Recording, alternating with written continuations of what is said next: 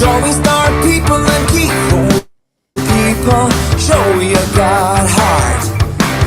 Now we're playing the game and we're totally scoring. Learning how to make a virtual business boring. Showing up every morning, ready for the show. I'ma get ready. Gold engaging virtual meetings 2.0.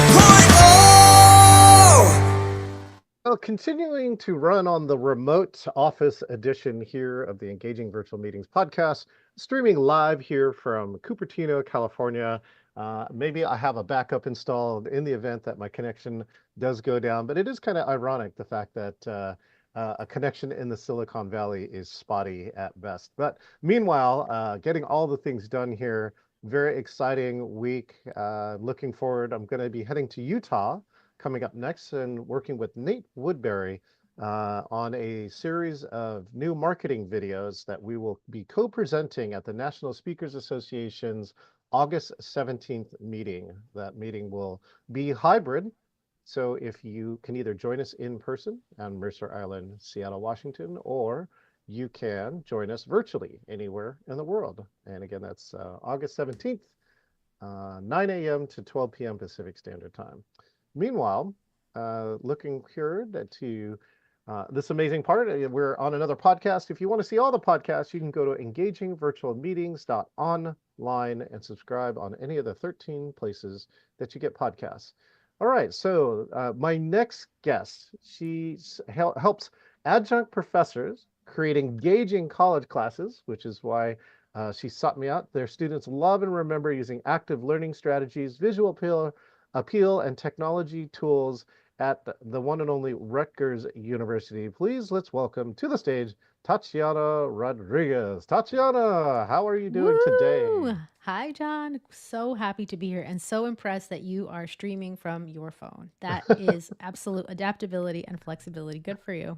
Welcome to remote. You know, now you can have a podcast. Yes. You can do it anywhere in the world. And that's hopefully some of the cool and fun stuff you do. Of course, love your background, and you're the Thank Ecamm you. fan. I think I see a little Ecamm logo back there hidden around. Yes.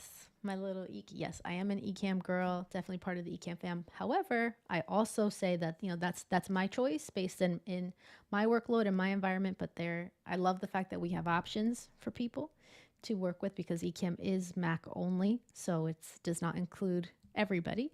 And there are lots of great resources that do. But yes, that is my video production and content creation and streaming platform of choice. Well, speaking of choice, well, tell us, for my friends who don't know you, Tatiana, share who you are and what you do. I know it's such a deep philosophical question, but I'll stick to just one area, and that is that I am an educator. I have a teacher-shaped heart for sure. Started teaching at Rutgers University 7 years ago, and I have loved every minute of my time in the classroom with my students.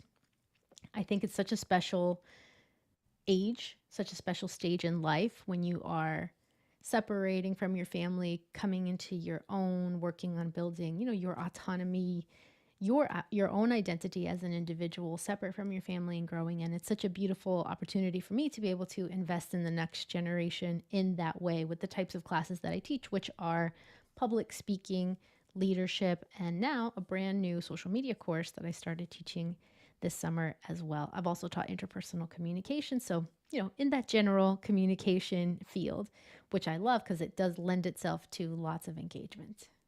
Well, how did you get yourself into that communication field? What was the moment this is a place I gotta invest my time and a place to be? It's kind of crazy. Looking back, I'm like, I probably should have been a communications major in college, but I wasn't. My thought was that I was going to go, well, my original plan was to do photography and video, and my college counselor completely discouraged me. And then I decided I was going to go to medical school. So I was pursuing an MD, MPH program. And then I decided that did not feel right for me anymore. So I did get my master's in public health. I worked in hospital administration. I did really good work with really good people, and we helped families in the special needs arena. But I was creatively a bit unfulfilled. So I started a photography and video company and worked that essentially 2 jobs until I could build up enough of a business to be able to little by little let go of my position as a hospital administrator. And then as soon as I did that, a few months later, I had a car accident and a cervical spine surgery. And Ooh. in what I call like those dark years, trying to figure out what to do next, someone in my church at the time asked me to help run a creative leadership program for high schoolers. And I was going to help teach and work with a core group of leaders who were going to run. And there were over 200 students in this program. So it was quite large. But I was going to be working with the core leadership team of students. And that really awakened this teaching ability and connection. And especially teaching creatively really gave me it was almost like foreshadowing what I should be doing next. But the students felt a little bit too young for what I had to offer. And that's when I realized it needs to be older students. And I have a really good friend. We became friends in college at Rutgers because I also attended the university myself. And she talked to me about a position that was open as an adjunct professor. And that's how I started. And I was teaching a leadership course. And then after that, public speaking, and then interpersonal communication, and another leadership course with the business school. And then here I am teaching social media and public speaking. I love it. And from all of that, I also realized I want to help other adjunct professors. So my platform, Tatiana Teaches, is I started doing that, decided to focus on adjunct professors just a few months ago because I don't think that there are resources for adjunct professors or enough resources. At least I had a really hard time finding them myself. Mhm. I also think it's hard to get a sense of community because of the adjunct piece. And I love being able to help people with technology, with being interactive, with camera presence. It's like all of my talents and skills, all of my backgrounds coming together. Photography, video, teaching, as well as really truly caring about students and wanting to be of service to this particular age group and helping them grow in their leadership skills and their emotional intelligence skills, but also making sure that they have a strong online presence, that they don't walk away from my class not knowing how much their voice matters, not knowing how much of an impact they can have with their messaging, whether that is in person or virtually or both. So that is the long answer of how I got to where I am right now. All right. So you ever wonder what that career counselor was thinking about way I back have when? spent, yes, I spent a lot of time thinking about it. And I am very purposeful in the way that I said I allowed him to discourage me. I used to say he discouraged me, Yeah. but I changed that to I allowed him to discourage me. And I understand why. I was young, impressionable, first generation in this country college. My mom had attended college where we're from in Costa Rica, Hmm. but you know, it's it was everything was new and I was impressionable. And so I took what he said to be true. And photography and video at the time was still film based. Digital had not exploded yet. Now, of course, if I had gone that route, certainly I could have made a career much sooner in that world. And I just kept it into my personal world. But looking back on it, and I think I spent some time even processing this and counseling a bit, I really think that his intentions were good. I think that he was trying to help me think of something that would provide a more comfortable lifestyle for me with less risk. So at least that's what I choose to believe in my memory. I don't actually know. I never talked to that person after that. But what I do remember is that I walked in so excited and so happy to talk about how am I going to be a photographer and a videographer? It's all I want to know. And in my memory, leaving that, like I walked out like flatter than a tortilla. I was just dragging myself out of there like, God, what am I going to do? If I can't do this thing that I wanted, what am I going to do? Well, If I had lived in a I was going to say, as a speaker, it just shows, the power of words, and and again, that's why I like to be in the speaking and the communication profession, right? It's something so simple. This person may not even remember that conversation, but it had such a right. big impact on you. And the funny part is that you found your way back, right? I just think that humans are Yes. guided by their authenticity, and eventually, if you really want to do it, you're going to find your way back to it. So kudos to you to Thank picking it you. up later. Yeah. I agree with you. I agree. I did take, I very, when I first taught the leadership course back at the same public health school at Rutgers where I got my degree, Yeah. I would say, hey, some people know their path. For some people, It's a straight line and they know exactly where they're going.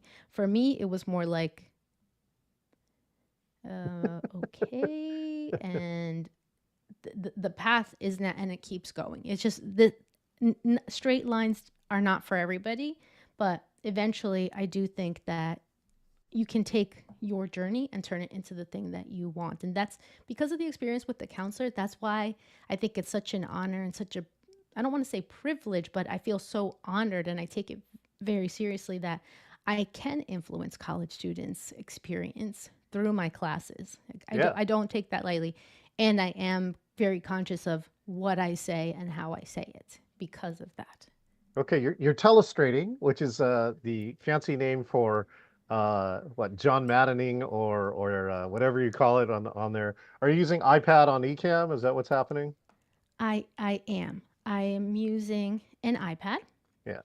And with the iPad, I have an app called Video Pencil, who is created by someone who's also in the Ecamm fam. His name is Michael Forrest, and he has other apps. So I got this one because on my iPad, I can actually see where I'm drawing on that Oh, video oh. pencil. You can certainly Hmm. do it with other note apps as well and just make them green and then you key out the Yeah. green and then they'll be Right. transparent. This just makes it, it eliminates a couple of steps for me. Yeah. And then I'm using the Logitech crayon rather than the Apple Pencil, which is more affordable and I find works just as well. Oh. And it's a great way to engage in class and to just have some fun sometimes too. So Why do you telestrating think, is great. again, is telestrating the correct name or do you use a different name for it? That is the correct name. That at least that is the name that I know. Okay, Some great. people say writing on screen, but telestrating is the correct name that I'm familiar with. So why do you think telestrating is engaging? And again, for me, I know it's a unique piece. I know that some people in a group called the Exchange use it a lot. They use Mm. iPad, they use scrolling and going through documents as for recaps and other types of things. But I'm just curious, from your point of view, why do you think that telestrating is engaging for virtual audiences? Well, I noticed myself that when people do it, I pay attention to what they're doing. And I think it's a lot of this concept of mirror neurons, where when we see other people doing something, we experience that ourselves. And that's based on a study. If you're ever interested in finding out more about that, we can talk more details. But there's something about watching another person do something. I mean, I recently was talking to someone who told me that they love to watch people mowing lawns on videos. Like, we like to watch people do things. So I think that's part of it is like, what's her handwriting? Like, what's she going to do? What's coming? You have that sense of, you don't know what's happening. So it incites a bit of curiosity. And we don't see it a lot. At least I don't see a lot of educators doing it in my world. So I think it's also unique. So if everybody and their mother started doing it, it will lose its impact. But it's not super common. And then I think the other part of it is having those pleasant interruptions that we need. You know, I think I've heard you talk about your experience with Tony Robbins, and I know he uses that term disruptors, and it's this. I agree with you 100%, and it's the kinds of things we need to do is switch it up periodically. You know, show something on the screen that's different. And in addition to the telestration, I will, in my social media class, for example, I ask my students when we're talking about different platforms, if they had to choose, which one are they choosing? Is it Instagram? Is it TikTok? Just being able to provide different things. Are you going to LinkedIn or YouTube? By the way, do you have a preference between these two? John, did I lose you? Oh, it looks like John froze. And so I'm going to keep going and chatting a bit about my active learning strategy in the classroom because he did have spotty Wi-Fi where he was at. Another technique is being able to incorporate content on camera like this does keep it interesting. And a friend of mine named Matt Haas has this that he created that I used, where so when you can show things like that, which are showing an error, right? To have a little bit of fun. And I think that it's important to be playful in the classroom as well. So you're providing playfulness, you're switching it up on the screen. And of course, it still can't be me talking all the time. Right, John? It's got to be interactive. People need to feel people need to feel like they're in the class with me, not just listening to a one way and having a one way communication or a one way session. It needs to be interactive and engaging.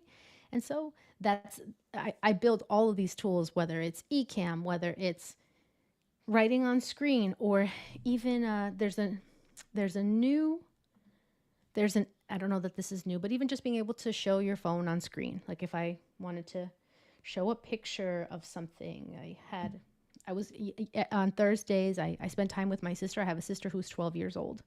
So I don't often just pick up pictures from my phone to show of myself to my students, but sometimes there are images, things that I want to share on my phone, and I can do that. And that's different.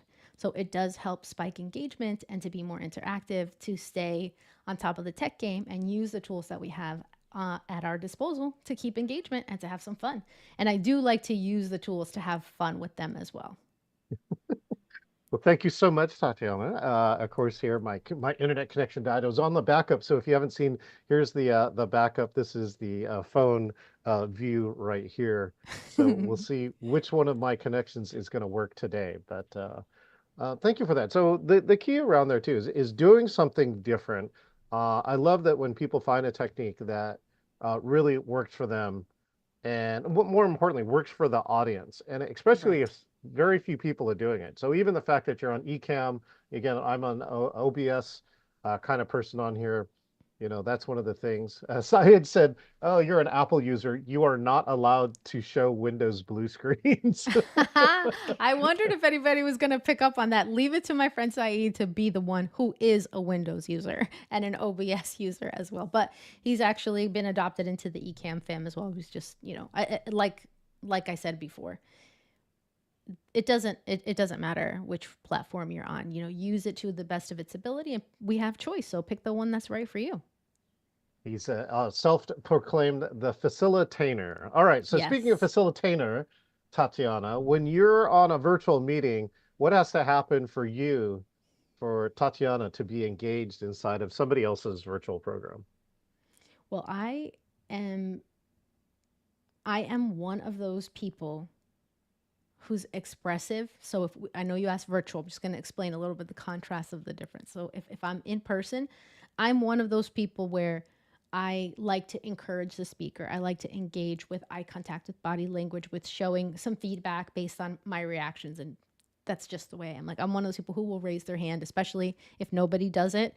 I will certainly do it so that we can get momentum going. Same things apply in virtual. I often actually stop myself, like, I need to give other people a chance here. Let me not, because I feel like I have a lot to say and a lot that I want to contribute. Virtually, I really do enjoy, just like most human beings, people switching it up, but not so much so that it is distracting. The most Cool. important thing Good point. I think, let's just strip it down to the basics, is a powerful voice and a message and some energy in that. I can listen to somebody talk about something that I have no interest in, like motorcycle racing. If they're passionate about it, that gets me interested to have that conversation. So I think the number one thing, let's put all the technology, everything aside, it's that the person is enjoying themselves too. And then I can plug in and connect to that energy, to that enthusiasm. And then there's the organizational piece after that too, that you actually took some time to think about what you wanted to do for us, your audience today. That it wasn't just, well, and there are streams and there are content where it's like, well, let's just see what questions you have. And you do kind of a ask me anything session. That's okay. But I think in general, it's important to have put some thought into what you're saying. And Yeah. even if it's not scripted, which I don't believe it ever usually has to be, that you've put thought into it, that you're going to deliver on that, that you're giving what you said you're going to give to the people that are coming to your Mhm. session, to your class, to your meeting. Who's been some shout outs you want to give out to for great virtual sessions that you've attended? Oh my gosh, there are so many. There are so many because I, well, I'll start with you because you and I met when you were doing a virtual stream through a tool called Oh, Stream Alive, which helps with active learning and engagement, and and your audience never has to leave the chat that you're in, right? So it's something that in my Zoom meetings with my students and my classes, I don't have to point them to another site to participate. So that's a really cool feature that, and we know Lux and Tina who run that business, and seeing, and you were very engaging. It's almost like with you can't help but be engaged. But there is just so much to engage with. So I find your content to be very engaging. I'm listening to your podcast episodes lately too. I caught 3 episodes recently because I found out about it recently. And then there's the people that whose content I listen to and streams that I participate in consistently. So they're going to be from the Ecamm fam. Just going to say that right now. So Anna and Fulgens, they run what's called ENN, Ecamm Network News, on Monday nights, and they're very engaged with everybody in the chat. They do trivia. They bring social media news to everyone. They share what's coming up in the week because it's on a Monday. So I barely watch TV. I really don't watch any. I have no shows that I watch on television. My shows are really live streams and things around content creation and education. I am looking for a great inspiration when it comes to in the education space too. I'd love to find somebody, and hopefully I'm a person that models that as well for others in my own on my own channel. But certainly Anna and Fulgens. Then there's Kirk Nugent, who's also a member of the Ecamm fam, and he helps content creators. So his platform is about education and creating content and live streaming and video presence. Tanya Smith is another person, and there's a warmth and a welcoming part of it. And when I go to these streams, my comments are acknowledged. So hmm, that's just a part of my personality and part of what I'm seeking. I know yeah. that that's impossible with 1,000 people in the chat. So a big stream, I know you can't do that. It's impossible to recognize everybody when there's so many people. But I prefer that smaller session where people can be acknowledged. And even in my teaching style, that's also my preference. So that brings us back to what are some of the things that I really enjoy is having my participation be acknowledged. The acknowledgement is such a key part. It sounds so simple, but things like this, Syed is here, and you have to have the ability to be able to see things like this. He's currently on LinkedIn. I stream to like 15 different platforms, so I got to keep track of where the comments are at. But a simple shout out like that, Syed, usually when I'm on the other side, I'm like, oh my gosh, they actually took the time to recognize Oh, I me. know. You know, Seriously. I'm usually more engaged, going to listen to the end. Often, sometimes some of our people come in who tune in live become part of the program because they ask key questions inside of there. In the educational space, I'd give Rick Seeley a shout out. So I just worked with Rick recently. Him and I co-produced the United States Distance Learning Association, usdla.org. And again, these are all very academic focused, and I think you might be able to find other professors who are looking to do it and do it in the right way. And I think that's one of the things that I was able to share and show. And I showed the version that I have. They have all the technical tools, but they had not seen it yet kind of put all together in the way that I have uniquely put it together. And they loved it. I think that was a really cool part, to feel like I can still contribute, even though, many of these people have been members for, 2 and 3 decades. And so engagement still has lots to develop inside of it. Tatiana, Absolutely. what's what do you see for the future? I'm kind of curious. You have your future hat on. You're on the adjunct professor side. You can probably project into the future and want to see things for you and your students. What are some of the things that you envision for the future and that you wish for in the future? When it comes to teaching, particularly virtual teaching, I think that that's not going away. I think that is here to stay 100%.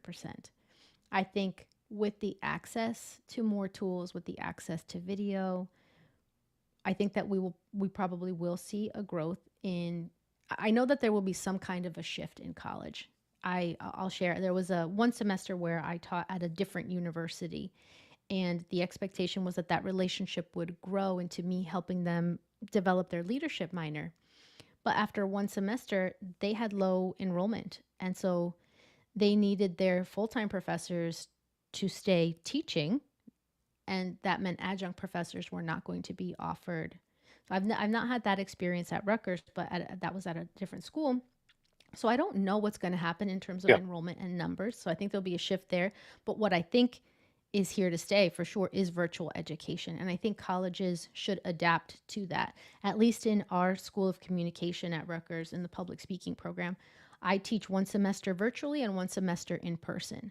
So I do feel, and there are hybrid sessions as well as asynchronous sections of the course. So you're offering all of the different possibilities. And I do think that schools will need to adapt to that mentality so that students have the choices that they need to be able to do school in whatever, whether they're a traditional college student and they're there for all 4 years and they live on campus, or even if they're not, if they're working full time and want to do this part time, that those choices are there. And because of all these great tools and people that we have who are showing how to be engaging.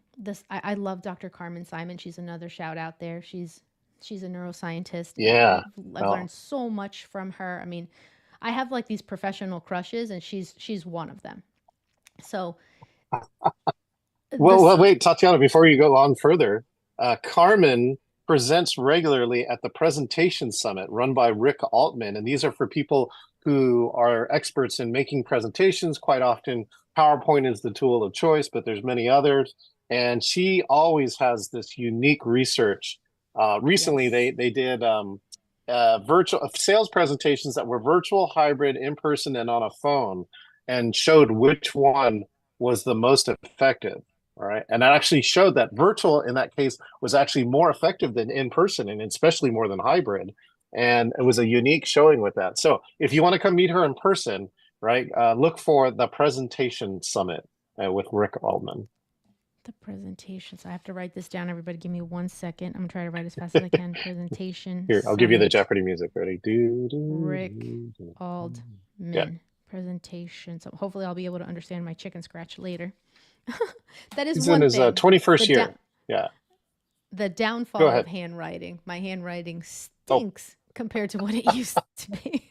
I have an excuse. My dad's a doctor. His handwriting was already bad, so I genetically So that's proposed to have hereditary? bad handwriting. I didn't know it was I think so. Have you hereditary. ever seen a doctor write a prescription? Oh yes, I remember. I Like, was hospital administrator. I have seen oh it yeah. all. You're like, who can decode this stuff too? It's like maybe that's the only thing that was unique. It's kind of like are you a robot, right? It's like, are you a doctor? It's like you have to have terrible handwriting, and you're like, oh yeah, that's of course you're not a robot. You're a Yeah, doctor. and now we all have terrible handwriting. Now not a single one of us has decent handwriting.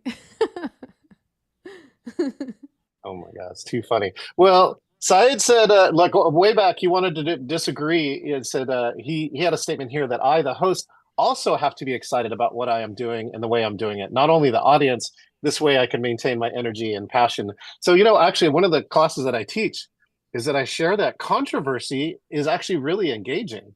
Right? When you have Hmm. two disparate votes. I mean, look, we're in political season. I don't know if you watched the I did. debate last night. I did watch them. All right, and whether you like it or not, I don't know, but there is a part of it that is engaging. Well, I'm engaged in it because I just want to see what's happening right now in this part, and how are both candidates presenting themselves after 3 or 4 years of whatever you want to call it. But controversy, I think, is a key part that people don't think about as an engagement part. So I'm just curious if you have the same viewpoint about controversy. You want to create some controversy about controversy. Also, do you have any unpopular statements? Like my good friend Jan Keck came out with a Oh big hey, statement. Right? Jan said yeah. hybrid could very possibly be the worst of both worlds. Okay. So let's see. You asked me. Yeah, a I few. gave you a lot. Let's start with the controversy part. Yes. First of all, shout out to Jan Keck, Okay. who is amazing. And just so everybody knows, because you're probably hearing me, Jan, it's a German name and it's spelled Jan, but it's not pronounced Jan. It's Jan, Keck. Definitely check his work out. Check out my friend Saeed too. So great facilitators, really, really awesome stuff. But back to the controversy piece. Yes, absolutely. And what I say in my class, especially when we're in the section of public speaking speeches that are persuasive, right? They need to take a stance. They have to strongly express feelings and sentiments I think disrespect is the problem, not disagreement. It's perfectly fine to have Ooh, I like disagreement, that. So but wait, say that again. yeah, disrespect is the problem, not disagreement. I think that disagreement is healthy. I think that it's a sign of a healthy group of people to be able to express disagreement, but I I would never allow disrespect in my classroom. And obviously, I'm in a position to, Yeah. as the professor, I'm in a position of authority in the class. So I would never allow that, and that's what I teach them too. And I also make it very clear that they can disagree with me, that I'm a Yeah. human being, and that they feel free to. I'm not there to transform and mold them into me. And is it possible that I'm going to make a mistake? Yes, of course. Is it possible that I missed something in their speech evaluation? Yes. And some of the best conversations I've had with people is explaining why I made the comment that I made, why I'm encouraging this, or something that they misunderstood. And I want to make it safe and comfortable for them to know that if they think something different, that they have a voice, that we can have a conversation about it.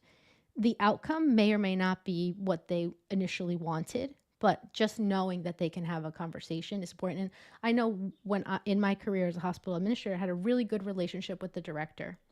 And I knew that I couldn't disagree with her. I also knew ultimately it was her call, but I felt comfortable saying, I don't think that's the right call. This is what I think. And to me, that's a very healthy relationship. And that's what I want to be able to have with my students. And I think that that's an important skill for them to take forward with them in their careers as well, to be able to have disagreements in a healthy and productive way, rather than what tends to happen, which is either people explode or people keep it in and never say anything. And then that deteriorates their mental health, their physical health. So again, I started the conversation by saying how important this stage in life is and what an honor it is for me to be able to have influence. I always sneak in emotional intelligence conversations, conflict resolution conversations, because I know that later on, these are the issues that cause problems for people. So I think that Well, disagreement is totally healthy. I love what you say about the position of authority, because what I've told people all the time too, uh, whether you are intentionally doing it or not, you're creating the culture in your virtual meetings. And as the host, you often set the tone or the cultural norms inside of that group. So I'm curious about what are some of the other things that you do as a host, or what are some things that if you are training other people to be hosts, what are some top things that you would tell them to do and not do? Well, a lot of the stuff starts with their voice, their energy, and their body language. So those are the areas that we start with, about how are you coming across in terms of your presence. When you are you looking at the camera? Are you never looking at the camera? Are you looking away? Because obviously people will look at their screens and they're probably looking at the people, but that's not the same as looking at the camera lens. So that's an unnatural feeling and a technique people have to learn to do, right? So starting with their camera presence, starting with those things, and then also making sure that those things are in alignment. The words, the energy in their voice, and their body language are Mhm. conveying the message that they want to convey. And and this is all coming from the fact that I teach public speaking, so I'm conscious of it and help. And sometimes I have to tell my brain, like, do not evaluate this person, just stop. That's not what you're here for. But I'm so used to it. And the other thing is that you need to, and I believe I've heard you say this too, John, you have to be you. You have to be yourself. Like, John, you're John. Jan is Jan. I'm me.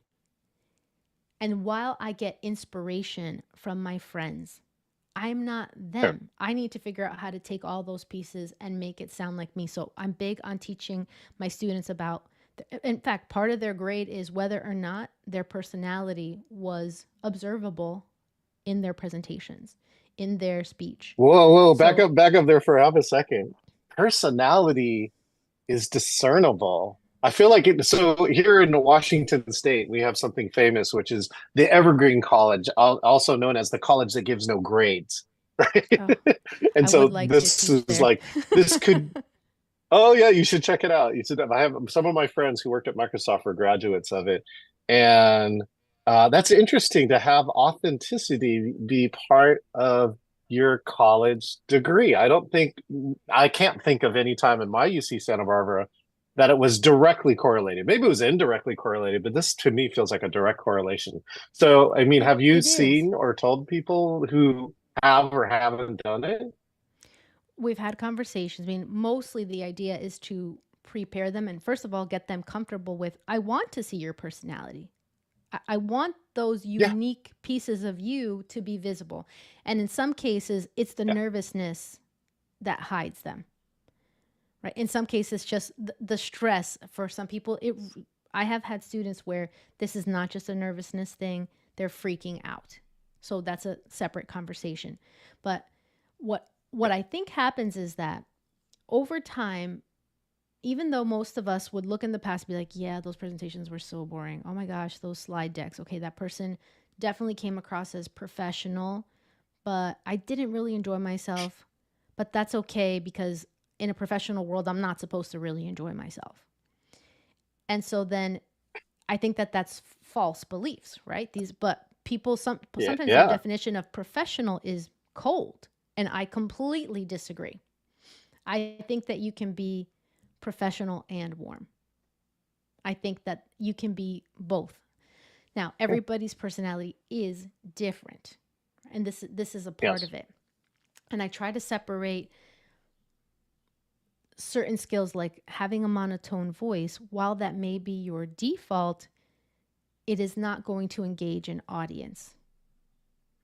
But that it is a Yeah. skill you need to work on. And sometimes students are very uncomfortable with that.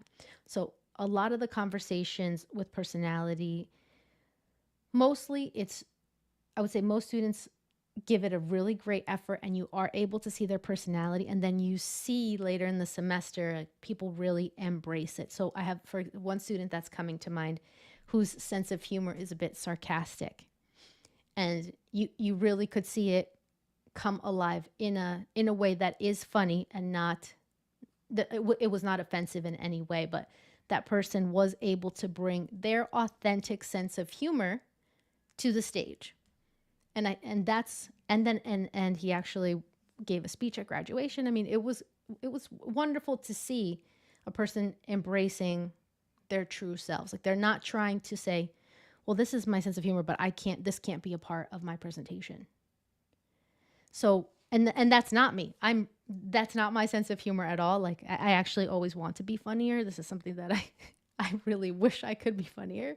Mostly I'm just kind of playful and lighthearted. And somebody once told me that I'm entertaining when I don't mean to be, which I was like, is that a compliment? I'm not sure. But I do I do think that I come across as me. And I feel that. And then that helps me just be more comfortable. So I'm really trying to teach them, the more you embrace yourself, the more comfortable you're going to be in your presentations. And nobody wants you to be perfect. Nobody's expecting a human being to go up there and be perfect, which I know a lot of people struggle with that mentality. But hopefully, I'm having an Well, impact with my students. this is where I think live stream is so important because I think now the authenticity of live is more valuable than perfection.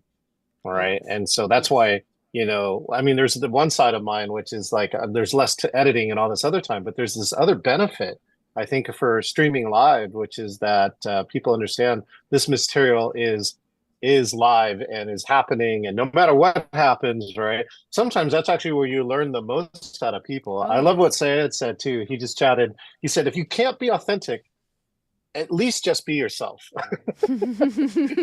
Okay, so we're gonna play the speed round, right? So this is the speed round. Let me just check. I want to see if Okay. this actually I'm ready. works. Let's.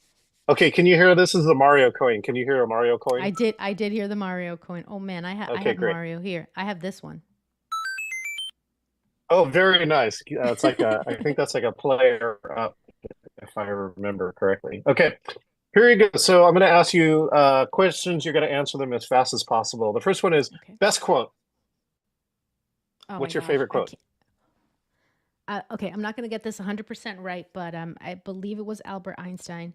Everybody is intelligent, but if you judge a fish by its ability to climb a tree, it will spend its entire life believing that it's stupid. So that touches me because, as an educator too, it's like about embracing individuality too. You can't have the same expectations. There is no one thing that applies to everybody. So it really is about individual and recognizing people's abilities. Okay, perfect. Uh, Best thing to do as a host. Virtual host or like host it for dinner? I'll let you choose. Okay, both. Well, host for dinner, so which I love to do, have a small group of people over. You want to make sure that you have a drink ready to offer them. I'm not saying alcohol. I'm just saying you have to have a beverage ready to offer your guests as soon as they Okay. walk in the door, and the house should smell amazing. Your food should be smelling amazing too. Plus the Good. ambiance. So it's actually pretty similar. Okay, so my answer is similar to in teaching virtual world too. The ambiance, which is our virtual stage. Like I'll start my classes with a little music and a countdown timer where I'm still visible on screen so that people can see that I'm here, right? That I'm but they have a little prep time to get ready. So the welcoming it says welcome. It says welcome right there on the screen. I can show you if you would like for 1 second. I'll show you.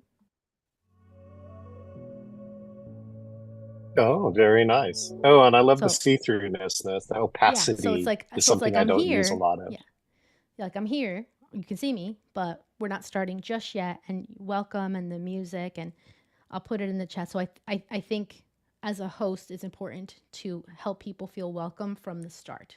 That's my answer. Totally agree. Okay, great. Best camera tip.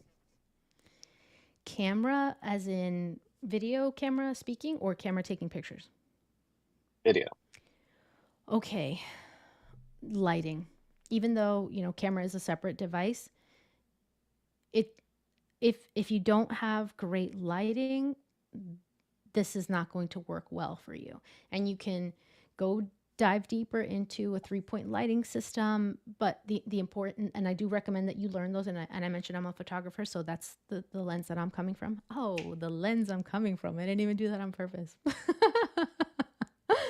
So Wait, I need my drum shot. I have a drum room here somewhere. Okay, go ahead. I need a want one because it was kind of corny, but the so with lighting is really getting that set up properly, especially understanding that different sources of light have different temperatures on them, and there's something called the Kelvin scale. So if you imagine walking into a restaurant at night, it's probably a bit yellow. When you think about bright sunlight, it's different. That's got a bluer hue to it. So understand that when you mix lighting, it makes it look kind of muddy. The other thing is that I love natural light so much, but it is not consistent, which is why my blinds are closed, why I have controlled lighting when I do content like this, because if not, the I sun, do too. while when we started, it might be so beautiful and everything is great. And then the sun moved and I've got no light. Or the sun shines so brightly now I have a big line across my face. Unfortunately, it's not reliable. It's not consistent. So, but you can also if you want to use natural light, there are ways to do it. But just understanding and knowing lighting is the number one thing when it comes, because you want to be the most visible thing in your shot, right? In your virtual stage, in our Okay. space here, like you are front and center. Everything else supports you, but you are the star, right? You are the host in those settings, so you have to be the brightest. Okay, here you go. This is for your lens joke. Let's see if I can do this correctly. There you go. Here's actually one of the very secrets when I travel, right? This is the lampshade. In hotel rooms, remove the lampshade and put the light behind your laptop if you did not carry a ring light with you. And that's actually the lighting I'm using today, and it looks very good considering.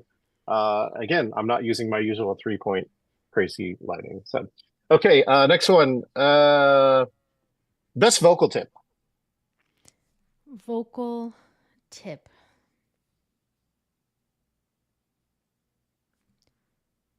Vocal variety. And this is an analogy that I learned from I'm almost positive his name is John Love, who is a vocal coach. And I believe that he was an acting vocal. He might be voice singing as well as speaking coach. And the analogy he gave Was it? Wait is, a second. Wait a second. Sorry, Tatiana. Is it Roger Love? oh, sorry. Yes. Did I say John Love? It might be Roger Love. Yes. Sorry. I know. I've actually worked with Roger Love, so these are good tips. These are the tips that I give to. One of them is ice water. But go ahead. Oh, I want to hear the ice one. By the way, it's like all the people that I like look up to, so that's super cool. But I did learn a really awesome thing from Roger Love, which is the idea of a staircase. And when you think of the landing, that's the bigger space on the landing, right? Which is our midtones, like where we our comfortable register, where we speak most of the time when we're not stressed, when we're not super excited, like just when everything's kind of cool, we speak at that level. But then in order to show energy and emotion, we need to go up the stairs. So if I'm talking to you, like, and if we go back and watch this video, I'm sure that at certain points, like when you said Jan Keck, I'm pretty positive my voice went, "Oh hey, Jan." My voice goes up because you said it. And then I remember also there were moments where I came down the stairs because it was something a little bit more serious. It was more of a heartfelt moment. And so, say, when I was talking about what an honor and a privilege it is to me to be able to invest in college students, I could feel my voice coming down rather than going up. So I teach that to my Yep. students as well, especially the ones who struggle a bit with having a more flat, one note kind of voice. And they'll specifically say, this is a subject I really care about. But they're saying it in a way that doesn't sound like they really care about it. So teaching them to go up the stairs. And if I could actually bring a mobile staircase with me to class, or have them, maybe I can find a way, excuse me, to do it digitally, where I have them. I think that actually gives me a really good idea. I'm going to build a staircase overlay, and I'm going to bring them into my scene, and I Ooh, can have them yeah. travel. And what I like to do too, so that it's not just always me, I'll ask the rest of the students in the class. So, like, I would say, John, come on the stage. John, it's your turn, and read us a line or two from your speech as we're rehearsing. Great. John says your line. And then I say to everybody else, what do you think? Does he need to go up the stairs, or does he need to go down the stairs? Or is he where he needs to be? And then students will chime in, and sometimes that not everybody agrees the same thing. And sometimes I have a different opinion, but the idea is that when it comes to thinking about your voice, having that energy when you need to go up, coming down when you need to come down in certain moments that are more serious, or you want to have more emphasis, and when we need to kind of just stay in that mid range. I'll throw in a bonus tip because I can't help myself. Pausing is Yes. powerful. Pausing is so powerful and underutilized. It's highly, highly, highly underutilized. We feel like we have to fill the silence. We feel like we have to use filler words. Just pause. People pay more attention in that pause, right? It can only be like 2 seconds. It can't be 7 seconds, because people would be like, what's wrong? But pausing, Okay. Well, you got to for do me a emphasis is favor. powerful. Okay, you got to do me and Syed a favor. I want you to say Syed's name in as much uptone up the staircase as you can. Like, I'm happy. Give me the mood. Yeah, whatever. Just anything you like, akin to Jan Keck. Just say Syed Saduk's name in Okay. the best up staircase you can. Saeed Saduk. Genius. Okay, I'm going to let you do this too. You got some QR codes to share where you can connect with Tatiana. Tatiana, while you show your QR codes, I just want you to, if you could magically get people to remember one thing from this interview, what would that one thing be? One thing. Okay. Oh, you got to show My your QR codes. Yes, I'm going to do that. But my one thing to remember is that your Okay. job as a host is important, and that starts at the beginning. So the very beginning, like when people go in job interviews, the interview doesn't start when you get called in. It starts when you get out of your car or the train or the bus or whatever, because you never know who you're going to run into. Hosting, teaching, it's the same thing. It starts immediately from that wait screen time, from your students' experience in the waiting room. I would say that's the one thing I want you to remember is, are you being a good host in your spaces? Then I will share some QR codes here. I've got a bunch. So if you want to grab a screenshot of this and then save them for later, but my website is the first one in yellow. Then next to it, if you are an adjunct professor, an educator, facilitator, I do have an upcoming adjunct professor academy where I'm going to be teaching active learning strategies, engagement, visual appeal, technology tools, creating a sense of belonging with other educators. So that is a paid course. I am also giving away, so that's the blue one, the Adjunct Professor Academy. The green one here is a free giveaway to a seat at the Adjunct Professor Academy. So if you are interested, you can possibly win a free seat. Also, the orange one is my eCam affiliate code, but check it out. See if it's something that you love. Again, it is Mac only, but you do get a 15% discount with the code. But in the month of July, there's actually a 30% off for a year special. And then the last one, if you like some of the graphics that I used today, Lucy Agalini has a platform called Canvas, CNVS, and she has free illustrations. That's when I was sharing earlier about some of those contents there. So those are just a bunch of things. Reach out, connect with me, seek me out on LinkedIn. I love talking to other educators, facilitators, presenters on these topics. So that is how you can get in touch with me. Outstanding, Tatiana. Thank you so much for being here on the Engaging Virtual Meetings podcast. Thank you, John. I appreciate you, and so good to connect with you. Enjoy the rest of your trip. Thank you so much. All right, this is the Engaging Virtual Meeting podcast. We've been talking to Tatiana Rodriguez, and she just says, you got to think about what kind of host are you? And are you being welcoming? Are you doing all the great and right things?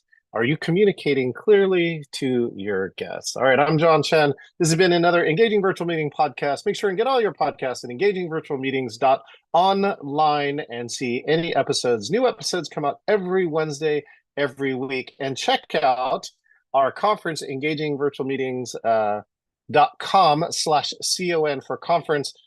This year's conference, the 5th, will be hybrid for the first time, October 1, 2, and 3. We hope to see you next time.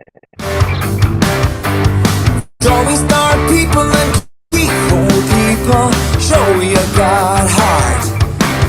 Now we're playing the game and we're totally scoring. Learning how to make a virtual business boring. Showing up every morning, ready for the show. Cold engaging virtual meetings 2.0. We'll see you on the next episode.